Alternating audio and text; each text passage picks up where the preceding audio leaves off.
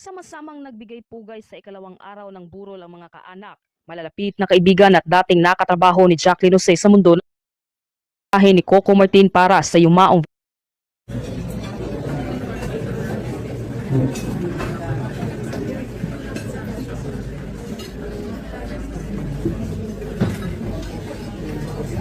Sama-samang nagbigay pugay sa ikalawang araw ng burol ang mga kaanak, malalapit na kaibigan at dating nakatrabaho ni Jacqueline Jose sa mundo ng showbiz industry. Samantalan narito naman ang madamdaming mensahe ni Coco Martin para sa yumaong veteran actress na si Jacqueline Jose. Halina't sabay-sabay nating panuorin at alamin ang video ito na tiyak magpapatuloy rin ng inyong mga luha.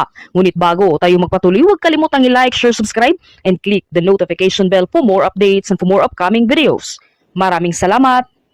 Sa ikalawang gabi ng burol para sa namayapang premyadong aktres na si Jacqueline Jose, bumuhos ang pakikiramay ng mga malalapit sa kanya sa showbiz. Napalamutian ng maraming puting bulaklak ang urn na kinalalagyan ng abo ng pumanaw na aktres. Tahimik ang paligid. At sa ikalawang araw ng burol para sa kanya, isa-isang nagdatingan ang mga nakatrabaho niya sa mundo ng showbiz. Nasa shopping ngayon ang mga malalapit na kaanak ni Jacqueline, kabilang na ang kanyang anak na si Andy at ang kapatid nitong si Gabby Eigenman. Naroon din ang apo ng aktres na si Ellie. Nakita rin na dumalaw ang aktres na si Isaac Calzado at si Jake Ejercito, ang tatay ni Ellie.